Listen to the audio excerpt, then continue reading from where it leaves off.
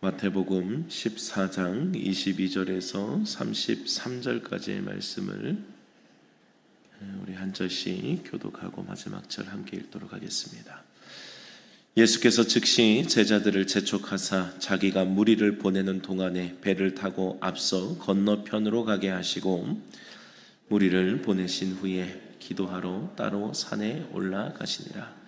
저물매 거기 혼자 계시더니 배가 이미 육지에서 수울이나 떠나서 바람이 거스름으로 물결로 말미암아 고난을 당하더라. 밤 사경에 예수께서 바다 위로 걸어서 제자들에게 오시니 제자들이 그가 바다 위로 걸어오심을 보고 놀라 유령이라 하며 무서워하여 소리 지르거늘 예수께서 즉시 이르시되 안심하라 나니 두려워하지 말라. 베드로가 대답하여 이르되 주여 만일 주님이시거든 나를 명하사 물 위로 오라 하소서 하니 오라 하시니 베드로가 배에서 내려 물 위로 걸어서 예수께로 가되 바람을 보고 무서워 빠져가는지라 소리질러 이르되 주여 나를 구원하소서 하니 예수께서 즉시 손을 내밀어 그를 붙잡으시며 이르시되 믿음이 작은 자여 왜 의심하였느냐 하시고 배에 함께 오르매 바람이 그치는지라. 배에 있는 사람들이 예수께 절하며 이르되 진실로 하나님의 아들이로소이다 하더라. 아멘. 제가 2018년도에 몽골 단기 선교를 우리 서울에서 섬기던 우리 청년들과 함께 다녀온 적이 있습니다. 그리고 이번에 8년 만에 몽골을 다시 갔어요. 몽골을 갈 때마다 제가 참 감탄하는 것은 아름다움입니다. 우리나라에서 볼 수 없는 또 아름다움이 또 곳곳에 있습니다. 끝없이 펼쳐진 초원도 참 놀랍고 그것이 또 잘 자연으로 관리하는 거죠. 그냥 말들이 뜯어 먹으면서 소들이 뜯어 먹으면서 초원들이 관리가 되잖아요. 그런 것들도 너무 놀랍고요. 그리고 도시에서는 볼 수 없는 밤하늘 참 아름답습니다. 마지막 날에 이제 밤하늘을 이제 쳐다보는데 우리 어른들은 이제 한 사람씩 나오더라고요. 한 사람씩 나오셔서 이렇게 보는데 다 남자들이 나오더라고요. 다 남자들이 나오셔서 우리 같이 간 우리 전도사님, 우리 또 같이 간 우리 안수 집사님과 우리 성도님이 남자들만 모여서 밤하늘을 이렇게 쳐다보고 있었어요. 참 감사하더라고요. 그 별 쏟아지는 그 별들을 보면서 참 대단하다, 참 아름답다라는 생각을 하게 됩니다. 뭐 유성이 떨어지는 것도 뭐 우리가 밤하늘을 아무리 쳐다봐도 그거 못 발견하잖아요. 근데 제가 한 20분 정도 이렇게 그냥 멍하니 이렇게 하늘을 보고 있었는데 저는 한 5, 6개를 본 것 같아요. 막 떨어지는 것들을 그렇게 봤던 기억이 있습니다. 밤 하늘은 다양한 과거를 볼 수가 있어요. 여러분들도 알다시피 빛의 속도가 있잖아요. 근데 빛의 속도가 우리는 뭐 불이 켜지면 뭐 불이 들어오는 순간에 환해지지만 사실은 그만큼 넓은 우주에서는 빛의 속도가 우리가 눈으로 보는 것과 실제로 비친 것과는 전혀 다른 그런 시간 차이가 분명히 있습니다. 태양의 빛은요 지구까지 오는데 8분 20초가 걸린대요. 그러니까 지금 바라보는 태양은 과거의 태양이에요. 8분 20초 전에 비쳤던 태양이 지금 우리 눈에 비춰지는 거라고요. 다양한 별들은요 더 그러합니다. 10년 전에 비춰졌던 빛도 있어요. 뭐 10년이라고 하는 시간도 참 놀랍습니다만 근데 사실 뭐 10년 전에만 있었겠어요? 100년 전, 1000년 전, 뭐 더한 빛들도 더 있겠죠. 그런데 우리는 하늘을 보면 동시에 그것들을 다 보고 있어요. 그러니까 사실은 모든 뭐 시간이 전혀 다른 시간대의 과거들이 사실 밤하늘에 펼쳐지고 있는 것이거든요. 서로 다른 시대의 우주가 지금 우리 눈앞에 보여지는 거예요. 그래서 천문학에서는요 멀리 본다는 것은 곧 과거를 본다는 말이 있습니다. 너무도 신기하죠, 그죠? 우리 눈에 보이는 것이 이미 그 별이 뭐 일단 뭐 떨어졌는지 뭐 밝혔다가 이제 없어졌는지 모르겠지만 어쨌든 눈으로 보는 그 빛이 우리는 보고 있지만 그 별이 지금 있는지는 모르는 거예요. 참 신기한 세상을 봅니다. 그래서 여러분들 이런 신비를 보면 볼수록 믿음의 사람들은 뭘 봐요? 그 뒤에 그것들을 만드신 하나님을 봐요. 믿음의 사람들만 할 수 있는 거예요. 믿음이 없는 사람들은 그냥 신기하다 하겠죠. 신기하다. 뭐 과학이 막 대단하다 뭐 이러겠죠. 근데 믿음의 사람들은 야, 도대체 저걸 만드신 분이 누구냐를 보게 돼요. 그래서 이게 몽골의 자연들을 보면서도 그 만드신 뒤에 크신 그 하나님을 보며 감탄하게 되는 거예요. 하나님이 얼마나 크신 분인가. 너무도 정교하게 그리고 감히 상상할 수 없는 크기와 계획으로 이 땅의 모든 것을 지으신 그 하나님을 생각하면 그 하나님이 과연 얼마나 큰가. 밤하늘을 봐도 과거가 서로 다른 시간들이 다 보여지게 하신 그 하나님, 얼마나 대단하신, 얼마나 낭만이 있으시고 대단하신 하나님이세요. 우리가 지난주에 오병이어의 기적을 함께 나눴죠. 우리 입장에서는 참 신비한 기적이거든요. 어떻게 보리떡 5개와 물고기 2마리로 5,000명, 많게는 2만 명까지 먹일 수 있었나라고 하는 거예요. 그러나 하나님의 크심을 생각하면요, 사실은 그리 놀라운 일이 아닐지도 모른다라는 생각도 하게 됩니다. 여러분들 옛날에, 지금은 뭐 이렇게 길이 잘 돼 있어서 잘 못 보는 것 같은데, 옛날에 그 개미들이 줄지어가는 것 여러분들 혹시 보신 적 있으시죠? 저도 어렸을 때 본 기억이 있거든요. 개미들이, 우리 한국 개미들, 그 귀엽고 작은 그 개미들이 줄지어서 쭉 가는 거 저도 어릴 때 많이 봤거든요. 그 부지런의 상징인 개미들은요, 힘을 합해서 뭐 자기 몸에 몇 배나 되는 그 뭐 먹을 것을요 같이 막 옮깁니다. 그래서 저도 이제 어렸을 때 그것을 가만히 보고 있다가 순간 이 개미들을 좀 도와줘야겠다라는 생각이 들더라고요. 개미들이 움직이는 걸 보면 얘들의 목적지를 알 수가 있잖아요. 아, 여기가 집이구나, 여기 들어가겠구나. 그래서 제가 개미의 그 먹을 것, 그 막 수백 마리인지 수천 마리인지 이렇게 모여가지고 막 영차영차 옮기고 있는 것을 제가 들어가지고 그 집 문 앞에 똑 줬어요. 놔줬어요. 개미의 입장에서 어떨까요, 여러분? 기적이 일어났어요. 개미의 입장에서는 기적이죠. 근데 저의 입장에서는 아무것도 아니에요. 그냥 옮겨줬을 뿐이에요. 길을 보니까 아, 여기가 집이구나, 여기까지 옮기겠구나. 그러면 이 개미들에게 좀 내가 도와줘야겠다 하고 그냥 뚝 하고 옮긴 거예요. 더한 일도 할 수 있습니다. 밥 한 솥 지어가지고요, 그 앞에 집에다가 막 쏟아 부어 놓을 수 있어요. 그러면은 그 개미들은 그 음식 자체가 감당이 안 될걸요. 인간의 크기와 사실은 개미의 크기가 다르기 때문에 이러한 일들을 할 수 있죠. 바로 이런 것들이 바로 우리 하나님의 역사 앞에 인간이 그런 것이 아닌가라는 생각을 하게 돼요. 하나님의 크심 때문에 우리는 이해하지 못하는 놀라운 일들이 우리의 삶에 펼쳐진다라고 하는 거예요. 그래서 하나님이 얼마나 크신 분인지, 우리가 얼마나 작은 존재인지를 깨닫게 한다는 거예요. 여러분들, 우리는 항상 하나님의 존재에 대한 인식을 분명히 해야 돼요. 하나님의 존재에 대한 인식. 그러니까 하나님이 계시냐 안 계시냐라는 것보다도 그분의 크기예요. 그분의 크기. 그분이 얼마나 크신 분이냐. 그리고 나는 그분 앞에 얼마나 작은 사람이냐. 작은 그 우주의 먼지보다도 안 되는 나잖아요. 그 넓은 우주의 지구, 그 넓은 우주의 지구가 얼마나 작은지 여러분들 뭐 우주를 우리가 조금 배우면은 이 얼마나 말도 안 되는 크기의 우주인지를 우리가 알 수 있거든요. 그 가운데 정말 조그만한 지구, 그 조그만한 지구 가운데 이 대한민국 가운데 세종시 가운데 오늘을 살고 있는 나, 얼마나 작아요. 진짜 먼지보다도 더 작은 우리들 아닙니까? 하나님의 크심에, 우리의 작음에 늘 주님 앞에 반응할 수 있는 이 하나님에 대한 인식이 있어야 된다고요. 그래야 날마다 하나님을 인정하는 겸손함을 삶으로 담아 살아가는 거예요. 그게 하나님을 인정하는 삶이에요. 예수님이 이 땅에 오신 하나님이시잖아요. 예수님은 이 땅에 오신 성육신하신 하나님이시거든요.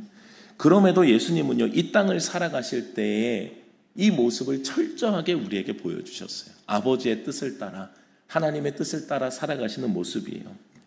이 땅을 살아갈 때에 그 겸손함을 보여주셨다고요. 그리고 이것이 예수님께서 제자들에게 가르치신 본이기도 하셨어요. 너희도 이렇게 살아야 된다라고 보여주신 거예요. 예수님도 이 땅을 살아가실 때에는 하나님의 뜻을 인정하고 그분의 뜻을 따라 살아가시는 거예요. 오늘 본문을 보면 예수님께서 오병이어의 기적 이후의 본문이 바로 이어지는 본문이거든요. 그래서 지난주 본문과 좀 이어지는 본문입니다. 오늘 본문을 보면 예수님께서 이 기적을 일으키신 이후에 제자들을 막 재촉하세요. 여러분들 재촉한다는 뜻을 아시죠? 바쁘게 움직이는 거예요. 예수님이 바쁘셔서 바쁘신가? 아니요, 그러지 않아요. 주님이 바쁠 일이 없어요. 주님이 정해진 시간과 뜻을 따라서 아버지의 그 사역, 이 땅에서 해야 할 말씀 사역과 그리고 가르치시는 일, 고치시는 일, 이런 사역들을 하시고 마지막에 그 십자가를 향해 가시는 그냥 주님께서 정해진 그 사역을 그냥 걸어가시는 겁니다. 그런데 주님께서 이렇게 바쁘셨다는 거, 재촉하셨다는 거, 왜 그랬을까요? 제자들을 막 재촉하셔서 제자들을 배를 타고 건너편으로 건너가게 하십니다. 너희는 먼저 건너가라 하고 빨리 보내시는 거예요. 그리고 오늘 23절을 보면요, 예수님은 기도하러 따로 산에 올라가셨다라고 기록을 하고 있습니다. 여러분들 이러한 예수님의 모습이 어떻게 보이시나요? 오병이어의 기적의 현장을 막 이렇게 즐기고 누리는 예수님으로 보이시나요? 전혀 그렇지가 않는 거예요. 오병이어의 기적을 통해 놀라운 일을 경험한 무리들은요, 아마 열광적으로 주님을 더 따를 거라고 막 이렇게 굳은 결심을 했을 거예요. 와, 주님께 있었더니 빈들에서도 먹을 게 생기네. 이분이 이분을 따라다니면 전혀 걱정할 게 없겠다. 이분이 우리의 왕이 된다면 전혀 걱정할 것이 없겠다. 그런 생각들을 하지 않았겠어요? 그들이 생각한 메시아였거든요. 그들이 생각한 메시아는 나의 현실의 문제를 해결할 메시아였거든요. 그러니까 주님을 보면 우리가 생각하고 그린 메시아가 맞았을 거예요. 그리고 막 흥분하며 그 주님을 따라가려고 했을 거라고요. 그러니 주님은 그 자리를 빨리 피하시는 거예요. 제자들을 빨리 보내시는 것이고 본인은 산으로 올라가시는 거예요. 여러분들, 예수님의 사역의 목적이 기적이 베푸는 것 그 자체가 아니었기 때문입니다. 그리고 또 한 가지는 뭘 볼 수 있어요? 오병이어의 기적의 역사조차도 사실은 하나님 앞에 하나님께서 예수님을 통하여서 예수님이 하나님의 아들이심을 보여주신 증거였지, 그것이 예수님이 기적을 베풀고 본인이 즐기시는 자리가 아니었음을 알기 때문이에요. 그래서 더욱더 하나님의 뜻을 향해 걸어가시고자 하시는 예수님의 의지와 결단이 어떻게 표현이 돼요? 기도하는 모습으로 표현되는 거예요. 하나님 앞에 기도하시는 모습. 요한복음에서는 직접적으로 예수님의 이러한 마음이 잘 드러나는데요. 나사로를 살리실 때 예수님께서 기도하신 장면이 있거든요. 예수님께서 눈을 들어 우러러 보시고 이르시되 아버지여, 내 말을 들으신 것을 감사하나이다.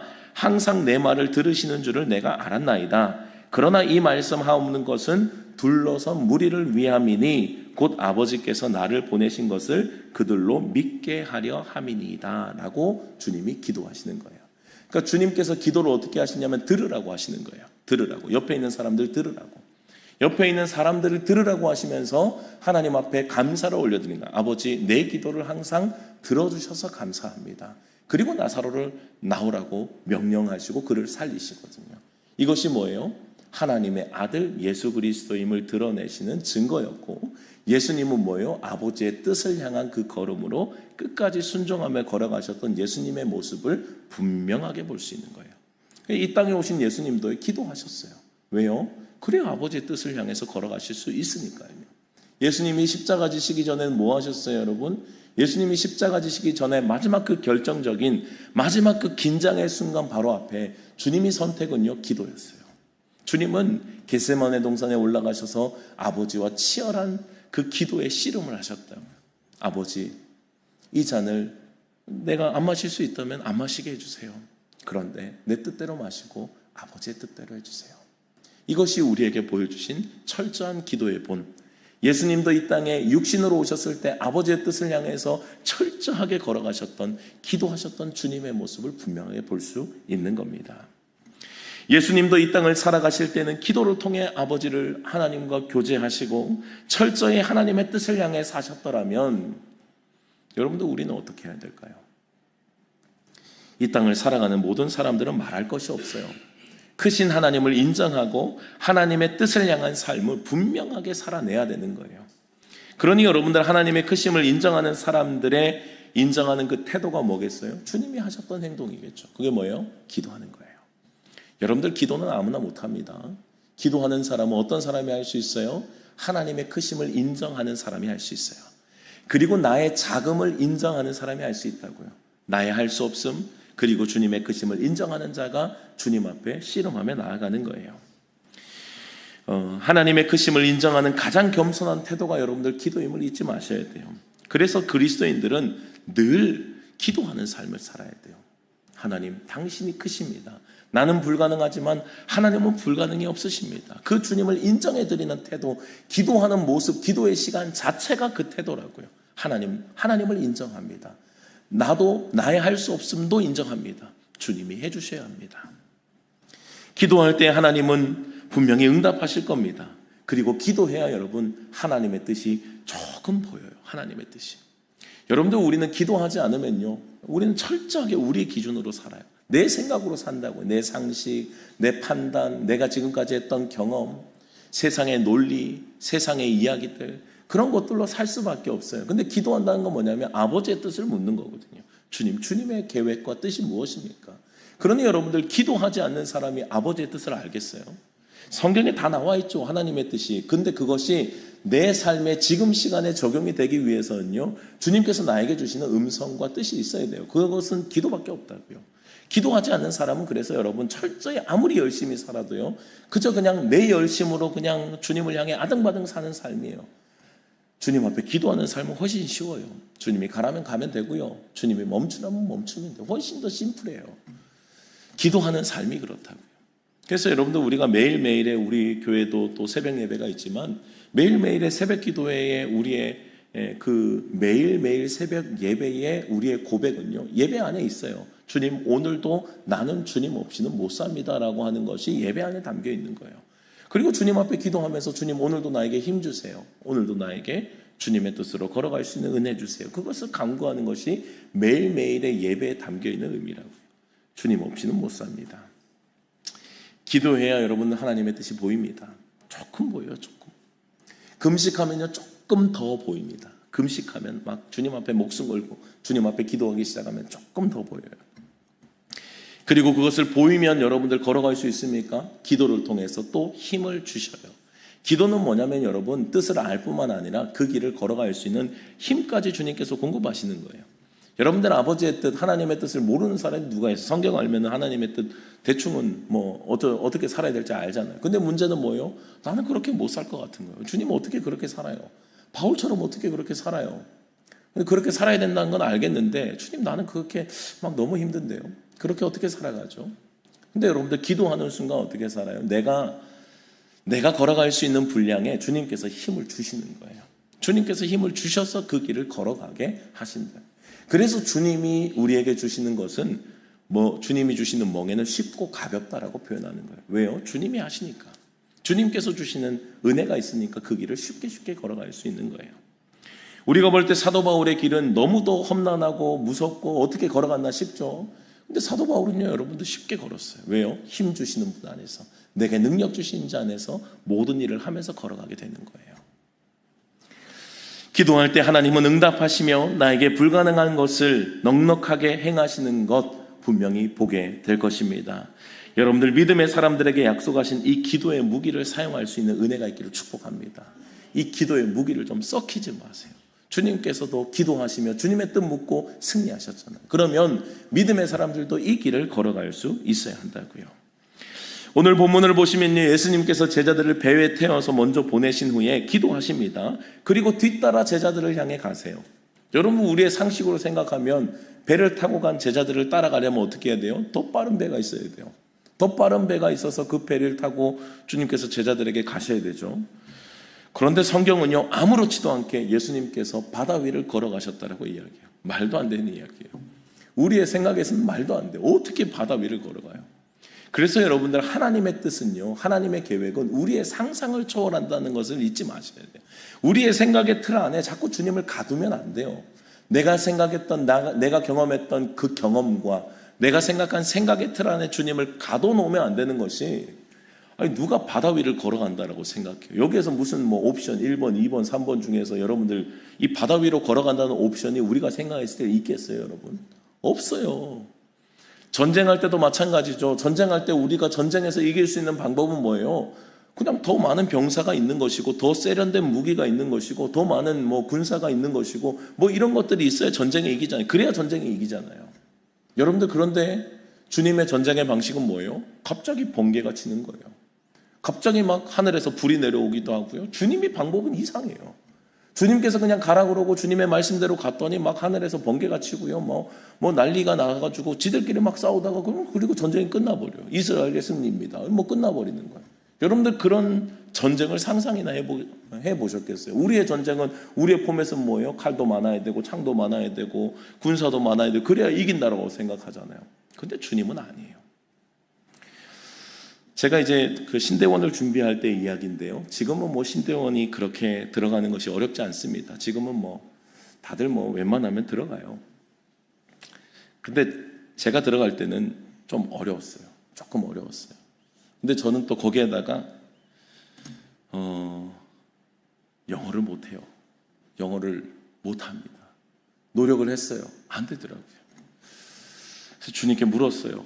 하나님, 영어 점수가 있어요. 근데 영어 점수가 왜 있어야 되는지 잘 이유를 모르겠어요. 지금은 없어졌습니다. 지금은 없어졌는데 옛날에는 무슨 아무튼 걸으려고 그랬겠죠. 너무 많이 또 지원을 하시고 그랬으니까. 그래서 주님, 저는 이 영어를 제가 노력해도 이 점수가 안 오르니까. 저 때는 탭스를 봐야 됐거든요. 그것도 서울대에서 공인한 탭스를 왜 봐야 되는지 이유를 모르겠어요. 다른 시험도 아니고 탭스를 보래요. 그 탭스 점수가 있어야 그 탭스 점수를 이제 내거든요. 그 점수를 내서 이제 합산해가지고 이제 합격, 불합격이 결정이 되는 거예요. 안 되는 거예요. 아무리 해도. 제가 공부를 안 했으니, 못했으니 그랬겠죠. 근데 하나님께서 그런 마음을 주시더라고요. 그거 있으면 이길 수 있고 그거 없으면 지냐 말씀하시더라고요. 그래서 가만히 생각을 해봤어요. 그건 아니더라고요. 영어 점수가 이겨야 이기고 영어 점수가 없으면 지는 건 아니더라고요. 그건 그냥 합산 점수일 뿐이지. 그래서 주님, 그건 아닌 것 같은데요. 그래서 저에게 주신 이제 말씀이 이제 기드온의 300용사와 같은 흔적이었어요. 네가 나중에 이 전쟁에서 이기고 난 다음에 네 실력으로 이겼다라고 못할 증거를 난 너에게 하나 주겠다라고 주님이 그때 마음으로 저에게 주셨어요. 나중에 네가 네 실력으로 잘해서 어쩌고 저쩌고 이 소리 못하도록 주님이 그 흔적을 하나 주셨어요. 그래서 네 은혜가 네게 족하다라고 말씀하시는 거예요. 그냥 저에게 주시는 마음이었어요. 그래서 주님, 그때 이제 주님의 나름대로 저의 마음에 주시는 그 음성을 듣고는 네, 주님, 알겠습니다. 그러면 제가 할 수 있는 거 하겠습니다. 그러고 난 다음에 죽어라 이제 성경 공부했죠. 죽어라 성경 공부하면서 했죠. 감사하게 합격을 했습니다. 그래서 제가 여기 있잖아요. 저는 제가 생각할 때 영어 점수가 어느 정도 있어야 된다고 생각했어요. 그래야 이길 수 있다고. 이게 뭐예요? 내 생각의 틀이었어요. 그리고 성경 점수도 어느 정도 있어야 그래야 합산해서 저는 합격할 수 있다고 봤어요. 그런데 아니더라고요. 그냥 하나님께서 때로는 말도 안 되는 제 성적을 가지고서도 그것을 뛰어넘게 하시는 주님의 은혜, 그리고 또 성경 점수를 가지고 주님께서 넉넉하게, 넉넉한지는 모르겠어요. 들어갔으니 넉넉하다면 문 닫고 들어갔을 수도 있습니다. 그러나 주님께서 들어가게 하셨더라고요. 여러분들, 이게 주님의 생각의 틀은요, 다른 거예요. 주님의 생각의 틀은 내가 생각하는 상식을 뛰어넘는 것을 여러분들 잊지 마셔야 돼요. 내 생각의 틀에 자꾸 주님을 가두면 안 돼요. 주님은 그것을 넘어서는 분이에요. 그래서 제자들에게 갈 때 주님은 어떻게 가세요? 처벅처벅 걸어서 가시는 거예요. 이 장면이 상상이 안 돼요. 처벅처벅 걸어가는 거예요. 여러분들, 그때 제자들이 얼마나 무서웠겠어요. 그때 당시 제자들의 모습을 보면 지금요 조금 이제 난리가 나 있는 상황이에요. 풍랑이 불어가지고 막 배에 물이 차는데 밤 사경이라고 했거든요. 그러니까 예수님이 그들의 배에 도착했던 시간이 밤 사경이에요. 그러니까 새벽 3시부터 6시 사이를 사경이라고 하거든요.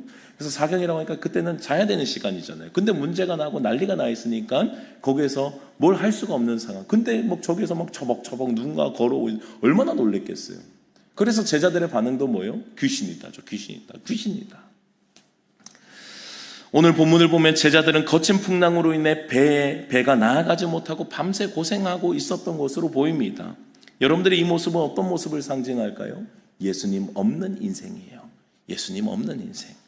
주님을 만나기 전 주님과 떨어진 인생이 어떤 인생인가를 보여주시는 거예요. 예수님과 함께 할 때는 여러분들 어떤 삶을 삽니까? 아무것도 없는 빈들에서도 먹을 것이 있는 삶을 살아요. 아무것도 없잖아요.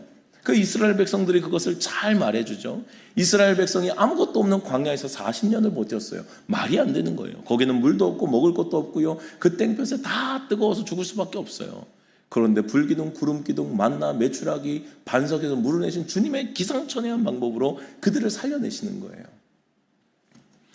예수님과 함께 할 때는 어때요? 아무것도 없는 빈들에서 풍족함을 누렸다고요. 그런데 예수님과 함께 하지 않을 때, 제자들만 있을 때에 그들의 모습은 어떻습니까? 작은 문제 앞에서도 나아가지를 못하는 거예요. 더 이상 진행이 안 되는 거예요. 예수님은 이러한 문제 많은 인생에 직접 찾아와 주시는 거예요. 제자들에게 찾아와 주시고 우리의 인생 가운데 찾아와 주시는 거예요. 그리고 우리에게 말씀하시는 거예요. 27절의 말씀입니다. 안심하라, 나니 두려워하지 말아라. 예수님은 뭐라고 말씀하세요? 내다라고 이야기해요. 이게 경상도 말이고, 내다, 내가 왔다, 내다. 여러분들이 이 말이 무슨 말이에요? 내다라고 하는 것은요, 나다라고 하는 것은요, 그분이 도대체 누구인지에 대한 경험이 있을 때에 내가 왔다라고 할 수 있는 거예요. 내가 왔다.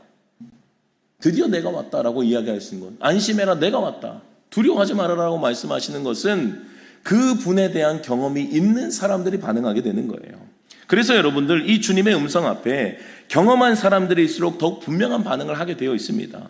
지금까지 제자들은요, 나다라고 말씀하시는 예수님에 대한 경험이 쌓여져 가 있어요. 예수님이 함께 하실 때 뭐예요? 문제가 아니었다고요. 먹을 것이 없을 때 먹을 것 주셨고, 질병이 있을 때 고쳐주셨어요. 그리고 어떠한 거대한 문제도 예수님과 함께 할 때 문제가 안 되는 거예요. 그분이 오신 거예요. 그리고 그분이 말씀하시는 거예요. 나다라고 하시는 거예요. 안심해라, 두려워하지 말아라, 내가 왔다. 예수님은 자신 있게 말씀하시는 거예요. 나다, 두려워하지 말아라. 여러분들, 다윗도 이런 삶의 고백이 있지 않습니까? 우리가 참 좋아하는 시편이죠. 여호와는 나의 목자시니 내가 부족함이 없으리로다. 여러분들, 다윗이 경험 없이 이런 말을 할 것 같아요? 다윗은 매 순간순간마다 주님을 향한 그 걸음과 그 믿음이, 경험이 쌓여지면 쌓여질수록 그의 고백은 뭐예요? 여호와가 내 목자시니 나는 부족함이 없다는 거예요. 그가 나를 푸른 초장에 누이시며 쉴만한 물가 나를 인도하신다라고 고백하게 되는 거예요. 그리고 앞으로의 삶도 주님께 맡기게 되는 거예요. 이것이 예수님께서 말씀하신 나니 두려워하지 말아라 라고 하신 말씀의 의미라고요. 여러분들, 예수님과 함께하는 인생은 부족함이 없음을 믿으시기 바랍니다. 예수님을 경험한 사람들은 이 말이 무슨 말인 줄 알아요. 예수님을 경험해야 그 말의 뜻을 안다고요. 인생의 풍랑을 만날 때도 있습니다. 그러나 그 풍랑을 지금 뚫고 걸어오고 계신 분이 주님이심을 볼 수 있어야 돼요. 그 풍랑을 뚫고 주님이 걸어오고 계신 거예요. 그리고 주님이 나다라고 말씀하신다고요. 이 말씀 앞에는 우리의 확신이 생기는 거예요. 그렇지, 주님이시지. 주님이 오시면 되지. 여러분들이 이러한 견고한 믿음이 처음부터 생깁니까? 아니요, 처음부터 생기지 않아요. 이 견고한 믿음이 어떻게 처음부터 생깁니까? 경험할수록 생겨가고 쌓여가는 거예요. 여러분들, 제자들도 잘 보세요. 제자들도 3년 동안 주님을 따라다녔어요. 그러면서도 제자들이 늘 주님 앞에 혼나잖아요. 여러분들, 제자들이 옆에서 주님의 기적을 못 봤습니까? 기적을 본 게 몇 개인데요, 여러분. 주님의 기적, 병 고치는 기적, 오병이어의 기적, 물을 위를 걸으시는 기적, 풍랑을 잠잠케 하신 기적, 이 모든 기적들이요, 그분이 당신이 하나님의 아들이심을 보여주신 기적이었어요. 그런데 제자들에게 쌓여도 안 되더라니까요. 쌓여도 안 되다가, 그러다가 주님께서 떠나실 때에 성령을 기다리라고 하고 내 안에 역사하시는, 내주하시는 성령님을 경험하면 그들은 주님의 힘으로 이제 능력 있는 삶을 살아가게 되더라고요. 여러분들, 이 말이 무슨 말이냐면요, 믿음은 항상 한 방이 아니에요. 믿음을 한 방으로 가려고 하면 안 돼요. 믿음은 절대로 한 방이 될 수가 없어요. 믿음은 차곡차곡 쌓여지는 거예요. 차곡차곡. 물론 이제 믿음이 가다가 순간적으로 이렇게 폭발하며 성장할 때가 있어요. 주님께서 보여주신 이런 은혜 때문에 막 경험하고 막 뜨거울 때가 있어요. 그런데 여러분, 결국은 우리의 경험은 쌓여져 가는 거예요. 조금씩 쌓여져 가는 거예요. 오병이어의 기적부터 오늘 물 위를 걸어오시는 예수님의 장면까지 제자들도 뭐예요? 계속해서 반복되는 장면이에요. 믿음의 훈련과 경험과 넘어짐과 일어남과 고백함과 또다시 엎어짐과 모든 것들이 반복이에요. 여러분들, 우리가 믿음의 길을 걸어가면서 때로는 실수하고 넘어지는 거, 당연하죠. 그게 왜 이상해요? 회개해야죠. 물론 회개하고 주님 앞에 다시 엎드려야 되는 우리들의 연약함들은 맞습니다만, 그 장면 없이 어떻게 우리가 성장하냐고요. 제자들은 안 그랬어요. 우리가 예수님 믿고 이제 주님의 말씀을 알면 이제는 완벽하게 살아야 됩니까? 물론 우리가 주님 없는 사람처럼 우리가 삶에 죄를 지으면서 당연하다는 듯이 살아가면 안 되죠. 근데 여러분들, 우리가 연약한데 어떡하겠어요? 우리 안에 죄성이 여전히 우리를 넘어뜨리는데 어떡하겠어요? 그래서 믿음의 사람들은 항상 완벽한 자가 아니라 다시 일어나는 자임을 잊지 마셔야 돼요. 믿음의 사람들은 일어나는 자지 안 넘어지는 자가 아니에요. 넘어져도 금방 일어나는 자. 그 훈련이 잘 된 자예요. 금방 일어날 수 있는 사람. 그 사람이 좋은 믿음의 사람이에요. 올해 다음 세대 여름 사역이 은혜 가운데 잘 마쳤어요. 우리 아이들마다 은혜의 크기들이 다르겠죠. 큰 은혜를 받은 아이들도 있을 것이고 잔잔하게 은혜를 받은 아이들도 있겠죠. 근데 여러분들, 이런 여름의 사역들이 참 중요한 것은 뭐냐면요, 믿음의 경험이에요. 믿음의 경험. 주님의 말씀 붙잡고 울어본 경험, 삶에 부딪혀본 경험, 몽골에 가서 그 아이들에게 전도해본 경험, 힘든 고생 가운데서 내가 주의 일을 하고 있다는 이 경험, 이 모든 경험들이 뭐예요? 내 믿음을 성장하는 재료가 되는 거예요. 그거 없이 어떻게 한 방으로 되나요, 여러분? 한 방이 아니에요. 제자 훈련과 단기 선교 같은 훈련들은요, 귀로만 들었던 하나님에 대해서 이제 몸으로 느끼고 부딪히는 시간들이거든요. 그래서 모든 것들이 다 소화가 되진 않아요. 다 소화가 되진 않는데, 그러나 하나하나씩 주님께서 소화하게 하시고 다시 일어나게 하시고 깨닫게 하시는 것들이 차곡차곡 쌓여져 가는 거예요. 이번에 이제 해외 단기 선교를 간 아이들, 이제 캄보디아, 인도네시아, 필리핀, 그리고 이제 몽골까지 4번 다 간 친구들도 있거든요. 4년 동안 다닌 친구들도 있어요. 그 친구들을 봐도요, 제가 참 은혜를 많이 받는 것이요, 처음 모습과 달라요. 물론 그들이 이제 그 키도 잘하고 이제 신체적으로도 잘하고 성장했겠죠. 근데 그들의 믿음도요, 조금씩 잘하고 있는 것을 보게 돼요. 이번에도 보면서 참 저도 이제 그런 모습의 은혜를 많이 받는 거예요. 아이들의 나름대로 성숙하고 성장하고 또 서로가 만들어가는 그 공동체를 아름답게 만들어가는 그들의 모습 가운데 어른들도 같이 은혜를 받았다고요. 모든 것들이 다 소화되지 않을지라도 한 걸음 한 걸음 하나님 앞에 부딪히고 성장하는 것, 이게 얼마나 중요한지 몰라요. 이건 아이들이나 어른들이나 말할 것이 없어요. 이런 기회가 없으면 나다, 두려워하지 말라라는 주님의 음성이요, 내 안에 의미 있게 들리겠어요? 나다, 두려워하지 말라는 것은 당신이 누군데라고 이야기할 수 있지 않겠습니까? 주님을 모르는 사람들은 그렇게 이야기를 한다고요. 당신이 도대체 누군데 나한테 나다라고 이야기를 하십니까? 그분의 이야기와 그분의 경험이 없는 사람들은 나다라고 하는 것이 전혀 은혜롭지 않아요. 그런데 그분이 누구인지를 아는 사람, 그분을 경험한 사람은 나다라고 할 때 정신이 번쩍 든다고요. 오 주님, 내 삶의 어려운 문제 가운데 나를 일으키시고 건지시고 나에게 많은 증거를 주신 그 주님이 나에게 오셔서 또다시 나다라고 말씀하고 계신다고요. 안심해라, 두려워하지 마라, 내가 왔다라고 말씀하신다고요. 경험한 자가 어때요? 이 음성 앞에 반응하게 된다고. 경험하지 못한 자는 반응 못해요. 여러분들, 오늘 본문을 보면 베드로가 이 음성 앞에 특별히 반응하잖아요. 어떻게 반응해요? 그는 경험했기 때문에 다른 제자들보다 한 걸음 더 나아가는 거예요. 주님이시면, 내가 경험하고 만나고 내가 알고 있는 그 주님이 맞다면 주님 나에게 오라고 해주세요. 나는 그러면 주님처럼 이 무리를 걸을 수 있을 것으로 나는 확신합니다 라는 고백을 하고 있는 거예요. 믿음의 결단이죠. 여러분들, 베드로가 이러한 고백을 할 수 있었던 이유가 뭐예요? 베드로는 지금까지 경험했던 믿음의 크기가 있었기 때문이에요. 베드로가 경험한 믿음의 크기였어요. 그는 분명히 생각할 때 오병이의 기적을 일으키시고 병든 자를 살리신 예수님이라고요. 지금은 물리를 걸어오시면서 나다, 안심해라 라고 말씀하고 계신다고요. 그에게는 믿음이 생기는 거예요. 이 주님이시면, 내가 경험한 주님, 내가 알고 있는 주님이 맞다면 주님만 걸으실 뿐만 아니라 나도 걷게 하시겠지.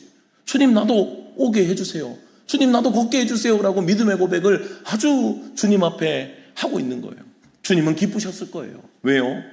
그 믿음의 열매들이 베드로 안에 있으니까요. 예수님은 베드로의 믿음의 고백 앞에 오라고 말씀하세요. 와라, 오라.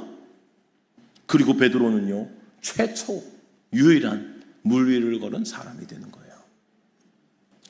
베드로가 물 위를 걸을 수 있었던 이유가 뭐예요, 여러분? 예수님에 대한 분명한 믿음, 확신이었어요.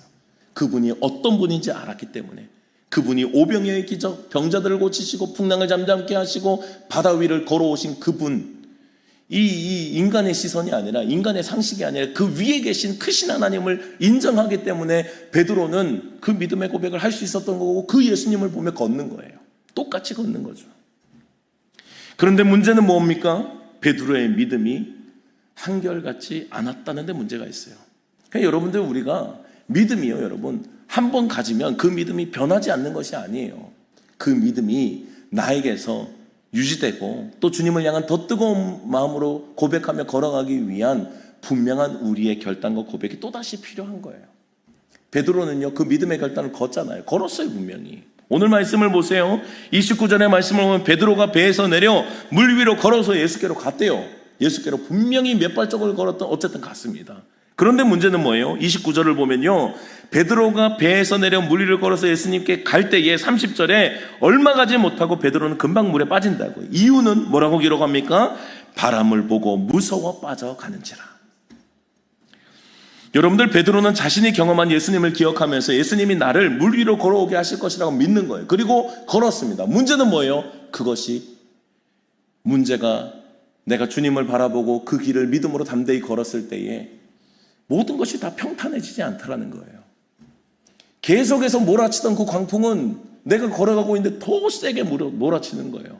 베드로가 걷고 있는데 더 세게 몰아쳤을 거예요. 막 베드로의 눈앞에 막 그 바람이 보이는 거예요. 그리고 그 바람을 주목하는 순간 어떻게 돼요? 그 믿음이 작아지는 거예요. 그리고 빠져드는 거라고요. 문제는 그 다음이에요. 예수님의 말씀에 물 위를 실제로 걸었지만 그 믿음이 계속되지 못하더라는 거예요. 또다시 바람이 불어오고 풍랑이 불어올 때에 베드로의 마음에는 두려움이 몰려오기 시작하는 거예요. 베드로는 다시 물속에 빠져갑니다. 여러분들이 이 믿음의 원리를 잊지 말아야 돼요. 믿음은 한 번 가졌다고 평생 가지는 게 아니에요. 한 번 가졌으니 이 믿음 나에게 유지되겠지? 아니에요, 여러분. 베드로는 믿음이 있었다니까요. 그래서 걸었어요. 몇 발자국 걸었어요. 얼마나 그런지 모르죠. 걸었어요. 근데 다시 빠져요. 왜요? 그가 주님을 바라보고 있었던 믿음이 한결같지 않았기 때문이에요. 현실의 문제 앞에, 두려움 앞에 광풍이 몰아치고 문제들이 또다시 몰려오는 거예요. 주님 바라보고 걷고 있어요. 주님이 하실 거라고 믿었어요. 그 믿음 진짜예요. 그 믿음으로 주님을 향해 걸어가고 있는 거예요. 근데 문제가 또다시 덮쳐오는 거예요. 여러분들, 모든 믿음의 사람들이 때로는 낙심하는 이유가 뭐예요? 내가 주님 바라보고 걸었거든요. 주님이 오라고 그래서 주님께서 오라고 하시는 그거 가운데 내가 기쁨으로 막 반응하며 달려갔다고요. 근데 문제는 뭐예요? 걸어가도 똑같은 거예요. 문제가 내 앞에 또다시 닥치는 거예요. 나를 무섭게 하는 거예요. 두렵게 하는 거예요. 그 문제가 주님보다 커지니 어떻게 돼요? 물속에 빠져드는 거예요. 우리의 믿음에는 방해꾼들이 있어요, 여러분. 현실적인 두려움이에요. 그러니까 여러분들, 믿음으로 산다는 것은요, 여러분, 말은 쉽지요. 진짜 살아낸다는 것은 엄청나게 어려운 일이에요. 엄청나게 어려워요. 믿음으로 고백하기는 쉬워도 그 풍랑 앞에서도 내가 여전히 주님께 시선을 고정하는 것은요, 참 어려운 일이에요. 그렇게 많은 기적을 경험하고 주님을 알고 있었던 베드로도 그것이 어렵더라니까요. 몇 발자국 못 가고 거기서 물속에 빠져 들어가더라니까요. 여러분들, 우리는 어떠하겠어요? 분명 처음에는 믿고 무리를 담대하게 걸어갔습니다. 그러나 다가오고 조여오는 현실의 문제 앞에 내 믿음이 자꾸 줄어드는 거예요. 내 믿음이 자꾸, 그 문제가 커지고 내 믿음이 작아지는 거예요. 예수님이 점점 희미해지는 겁니다. 예수님이 희미해지고 내 속에 두려움이 커지며, 문제가 내 안에 커지며 두려움이 나에게 다가오는 순간 베드로는 물속에 빠져요. 그리고 베드로는 소리를 지릅니다. 주님, 나를 구원하소서. 예수님은 베드로를 구원하시면서 베드로에게 말씀하세요. 오늘 본문 31절입니다. 손을 내밀어 그를 붙잡으시며 이르시되 믿음이 작은 자여 왜 의심하였느냐. 여러분들, 오늘 본문의 말씀 앞에서 베드로가 예수님을 의심했다는 내용이 있습니까? 오늘 본문에 그 내용은 안 나와요. 베드로가 예수님을 의심했을까요? 아닐걸요. 문제는 뭐였어요? 문제가 커졌다는 거예요. 여러분들, 베드로의 시선이 예수님에게서 풍랑으로 옮겨졌을 때, 문제로 옮겨졌을 때, 그 문제가 커지는 순간 어떻게 돼요? 사실은 나와 함께 하시는 주님을 잊어버리는 순간이 되는 거예요. 그분이 얼마나 크신가, 그분이 누구인가, 그분이 오병이어의 기적, 물 위를 걸어오시고 풍랑을 지금 뚫고 걸어오신 분이라는 것이 내 안에서 망각되는 거예요. 문제가 커지면 여러분들 내 안에 그렇게 됩니다. 문제가 커지면 두려움이 몰려오게 되고 문제와 두려움으로 내가 휩싸여서 주님이 보이지 않는 순간이 있는 거예요. 그러면 어떻게 돼요? 물속에 빠져들죠. 여러분들 원래 베드로는 뭘로 걸었습니까? 자기 힘으로 걸었어요? 베드로가 걸을 수 있었던 유일한 이유가 있었다면 믿음으로 걷는 거예요. 내게 오라고 하시고 내게 지금 나다 두려워하지 말라는 그분에 대한 믿음과 신뢰가 있었기 때문이에요. 주님 나보고 오라고 해주세요. 내가 걸을 수 있을 것 같습니다. 확실한 믿음이었다고요. 처음에는 그 믿음으로 지금 물리를 걷고 있는 거예요. 여러분들 우리가 세상의 상식으로 살아가는 사람들이 아니라 믿음으로 살아가는 그리스도인들이라면 우리는 이런 삶을 살아가고 있는지 몰라요. 두렵고 어려운 이 금방이라도 빠질 것 같은 이 바다 위를 때로는 걸어가고 있는 거예요. 뭘로요? 믿음으로요. 처음에 우리가 걸어갈 때 그 믿음으로 걷는 거예요. 주님 나는 세상의 방식으로 살지 않겠습니다. 하나님을 나의 구주 나의 주님으로 모시고 주님만 모시고 주님의 방식대로 한번 살아보겠습니다. 이게 그리스도인 아니에요? 그리스도인인데 똑같이 세상의 방식대로 살아요? 세상의 상식으로 살아요? 세상의 기술로 삽니까? 아니요. 그리스도인들은 믿음으로 사는 사람들임을 잊지 마시기 바랍니다. 그러면 우리는 처음부터 우리의 걸음은 주님을 바라보고 걷는 풍랑이에요. 주님을 바라보고 걸었다고요. 근데 주님을 놓치면 당연히 빠지죠. 이미 우리는 믿음으로 걸었고 시작했던 우리의 믿음의 걸음이었기 때문에 그런 거예요. 믿음의 사람들이 현실의 상황 속에서 직접적으로 예수님을 의심하는 경우는 그리 많지 않습니다. 근데 뭐가 커져요? 문제가 커지는 거예요.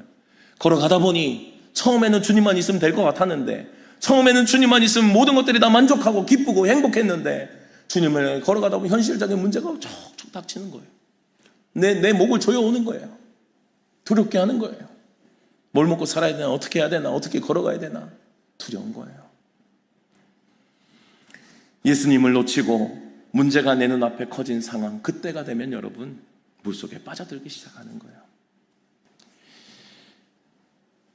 믿음으로 걸었던 바다는 믿음이 없으면 빠지는 것이 당연함을 잊지 마세요. 그 주님을 끝까지 바라보고 걸어야 될 믿음의 여정임을 여러분들 기억할 수 있기를 축복합니다. 믿음으로 무리를 걸었다면 끝까지 주님을 바라보고 풍랑을 이기는 믿음이 되어야 한다고요. 모든 믿음의 상황들 항상 끝까지가 어려워요. 끝까지. 처음에 시작은 잘할 수 있어요. 시작은 베드로처럼 막 주님 됩니다. 어떻게. 근데 끝까지가 어려워요. 왜요? 두려움이 닥치니까요. 현실적인 문제가 내 앞에 다가오니까요. 주님을 바라보며 망하는 것, 여러분들 그거 어떻게 생각하세요, 여러분? 주님을 바라보며 망하는 것과 현실을 바라보며 망하는 것은 전혀 다른 문제입니다. 주님을 신뢰하면서도 여러분, 주님을 끝까지 바라보면서도요, 물속에 빠질 수도 있죠. 물속에 빠질 수도 있죠. 물론 걸어오게 하신 주님의 분명히 있지만 주님의 계획 가운데 주님을 바라봤는데도 불구하고 걸어가는데 갑자기 한 걸음씩 내려갈 수 있겠죠.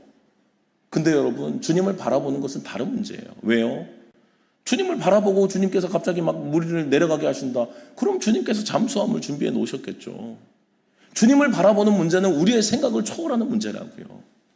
무리를 빠져서 베드로는 죽어갔지만 주님을 바라보면서도 망할 수 있죠. 주님을 바라보면서도 내가 현실의 문제 가운데서도 사람들이 인정하지 않고 조롱하고 그 상황 가운데 내가 빠져갈 수 있죠. 그런데 주님을 바라보고 망하는 건 다른 문제예요.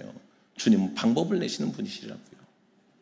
근데 문제에 빠지는 것은 여러분들, 이것은 세상과 다를 바가 없는 믿음의 사람답지 않은 삶이라는 것을 잊지 말아야 됩니다. 주님을 바라보며 망하는 것, 결국 주님이 책임지시는 거예요. 오늘 본문의 마지막도 결국은 배에 있는 모든 사람들의 고백으로 본문이 마무리되잖아요. 예수님께서 배에 오르십니다. 배에 오실 때 어떻게 돼요? 바람이 그치는 거예요. 주님이 내 마음속에, 내 항해의 주인이 되시는 순간, 그때는 이제는 멈추기 시작하는 거예요. 주님께서 들어오실 때 모든 것들이 마무리가 됩니다. 다시 바람이 그쳐요. 풍랑이 그친다고요. 그리고 모든 사람들, 배에 있는 사람들은 고백하는 거예요. 그분이, 당신이 하나님의 아들이라는 거예요. 기적의 모든 방향은 여러분들 누구를 향합니까? 그분 예수 그리스도를 향하고 있는 거예요. 예수 그리스도 안에서 인생의 풍랑이 잠잠게 되고 예수 그리스도 안에서 구원이 있음을 여러분들 믿으시기 바랍니다. 그분이 내 인생의 항해에 들어오시기만 하시면, 내 배의 주인이 되시기만 하시면 여러분들 모든 문제 앞에서도 주님께서 넉넉하게 이기가심을 믿으시길 바랍니다. 주님 안에 모든 문제가 있다고요. 그래서 여러분들 인생은 뭐예요? 결국은 예수 그리스도를 붙잡는 싸움이에요. 예수 그리스도를 바라보는 싸움이라고요. 문제가 있어도 흔들리지 않고 끝까지 주님을 바라볼 수 있느냐 없느냐의 싸움이라고요. 문제 없는 인생이 어디 있어요, 여러분? 믿음의 사람들이 문제가 없었어요? 요셉이 문제가 없었습니까? 다윗이 문제가 없었어요? 여러분들, 우리가 주목하는 것은 요셉의 총리된 성공이죠. 우리가 주목하는 것은 다윗이 왕이 된 사건이죠. 그런데 여러분들, 그의 인생은 그것만 있지 않았어요. 그들을 그렇게 만들어갔던 과정이 있었다고요. 그들을 그렇게 지어갔던 주님께서 때로는 여러 가지 상황 가운데 역사하셨던 그 고난과 환경을 뚫고 갔던 그들의 믿음의 담대함이 있었다고요. 그들이 변했습니까? 요셉이 유혹이 있었다고 넘어졌습니까? 요셉이 현실 앞에서 좌절하고 불평하며 주님의 꿈을 버렸습니까? 아닌 거예요. 주님의 꿈을 끝까지 붙잡고 버텨내며 주님을 바라보고 문제 앞에서도 흔들리지 않을 때에 주님은 결국 풍랑을 잠잠케 하시는 주님이심을 요셉의 인생 가운데 보여주시는 거예요. 다윗에게 문제가 없었어요. 다윗은 자신을 죽이려고 달려드는 사울이 있었습니다. 그러나 그는 그것을 자신의 방법으로 해결하지 않아요. 주님께서 기름 부어 세우신 종, 내가 어찌할 수 없다. 그것이 그의 믿음의 고백이었어요. 여러분들, 우리 같았으면 금방 죽이고 말죠. 그렇지 않습니까? 아니, 하나님도 버린 사람인데 죽여서 뭐 그냥 빨리빨리 그냥 해결하고 그냥 빨리빨리 처리하는 게 낫지 않겠어요? 다윗은 그 길 안 택해요. 왜요? 그는 주님을 바라봤기 때문이에요. 그 주님을 바라보면서, 주님을 바라보면 끝까지 그냥 그 풍랑 속에서도 계속해서 나를 죽이려고 다가와도 당신은 나를 해하려 했지만 나는 그렇게 하지 않는 거예요. 요셉의 고백도 그랬고요, 다윗의 고백도 똑같은 거예요. 그를 죽일 기회가 여러 번 있었지만 그를 죽이지 않아요. 여러분들, 인생은 예수 그리스도를 붙잡는 싸움임을 잊지 마시길 바랍니다. 이 싸움에서 절대 물러서지 마세요. 현실의 문제, 크기 다가옵니다. 그래서 여러분들, 믿음의 길이 왜 어려워요? 다 버틸 수 있으면 그거 쉽죠. 근데 믿음의 길이 왜 믿음의 길이냐면 그 길이 어렵기 때문에 믿음의 길이에요. 그 길 가운데 끝까지 눈물을 흘리며 버티면서 주님을 붙잡고 걸어가는 것이 그만큼 쉽지 않은 거예요. 그러나 주님의 음성을 여러분들 그 풍랑 가운데서 들으시기를 축복합니다. 나다, 안심해라, 두려워하지 말아라. 여러분들이 경험한 하나님은 어떤 하나님이세요?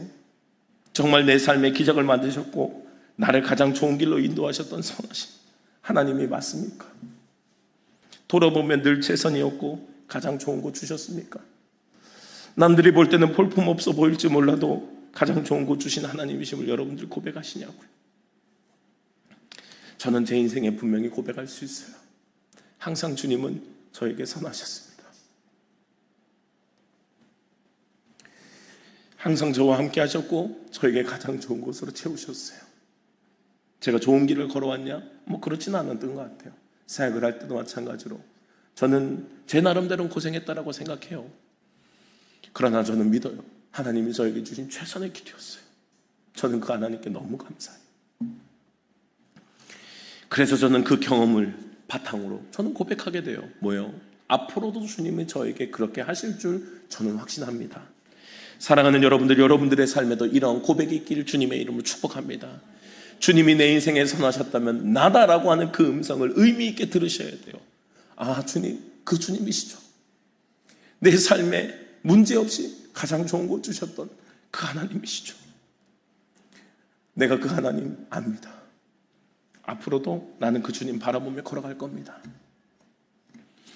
사랑하는 여러분들, 끝까지 의심하지 않고 풍랑이를 주님을 주목하며 걸어내는 인생 여러분들이 되시기를 주님의 이름으로 축복합니다. 끝까지 믿음으로 예수님과 동행하는 인생은 결국은 보게 돼요. 풍랑이 그치는 것 보게 됩니다. 이것이 이 땅일 수도 있고요, 이 땅이 아닐 수도 있어요. 상관없어요. 주님이 그치게 하시겠다잖아요. 풍랑을 그치고 평안과 잠잠한 주님의 그 평안의 나라로 우리를 초대하시고 계시잖아요. 영원한 나라로 이미 우리를 초대하고 계시지 않습니까? 그 영원한 나라야. 풍랑이 잠잠케 하시는 그때가 우리에게 분명히 옵니다. 그때까지 우리의 믿음이 흔들리면 안 되는 거예요. 주님의 크심을 믿고 의지하며 끝까지 주님의 이름을 붙잡고 승리하는 축복의 인생들이 다 되시기를 주님의 이름으로 축원합니다. 안심하라, 나니 두려워하지 말라. 주님이, 주님의 음성이 우리에게 울림으로 들려질 수 있도록 주님 도와주시옵소서. 여전히 현실의 무게 앞에 물에 빠져들어가고 있는 우리들에게 주님이 다시 들려주시는 음성입니다.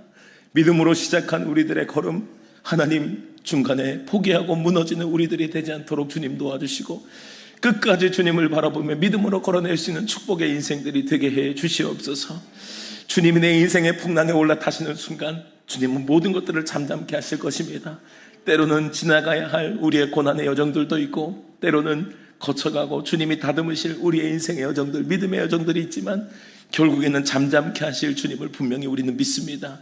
끝까지 그 주님을 바라보며 주님 앞에 순종하는 삶, 기도하는 삶, 크신 하나님을 인정하고 작은 나를 고백하며 늘 주님을 향해 믿음으로 걷는 주의 백성들이 다 되게 하여 주시옵소서. 한 주간도 살아갈 우리들의 삶의 자리 앞에 현실적인 많은 문제들이 있습니다. 믿음으로 살아가지 못하도록 여러 가지 현실의 상황들이 우리의 목을 죄입니다. 그러나 주님, 그때에도 때로는 우리가 물속에 잠길지라도 그러나 주님을 바라보는 시선만큼은 놓지 않도록 도와주시고, 어떤 상황에서도 하나님의 역사하심을 기대하며 하나님의 능하심, 그분의 전지전능하심을 의지하며 주님을 향해 끝까지 믿음으로 승리할 수 있는 한 주간의 삶이 될 수 있도록 축복하여 주시옵소서. 우리의 걸어가는 모든 여정이 꽃길이 아님을 압니다. 그러나 주님과 함께 하기에 어떤 우리들의 상황이라도 그 길은 꽃길임을 우리는 선포합니다. 다윗처럼 여호와가 나의 목자이시니 내게 부족함이 없다는 이 고백과 믿음이 한 주간도 우리의 삶 가운데 주님을 향한 고백으로 마음껏 울려질 수 있도록 주님 은혜 베풀어 주시옵소서. 지금은 우리 주 예수 그리스도의 은혜와 하나님의 크신 사랑하심과 성령의 교통하심이 오늘도 주님을 바라보고 나다 두려워하지 말아라, 안심하라라는 주님의 음성 앞에 끝까지 주님 앞에 시선을 놓지 않고 주목하며 믿음으로 풍랑을 걸어내길 소망하는 이 자리에 모인 모든 주의 사랑하는 성도님들 머리 위에 가정과 직장과 자녀들 위에 주님께서 피로 값주시고 세우신 세종교회 위에 이제로부터 영원토록 함께 계시기를 간절히 축원하옵나이다. 아멘.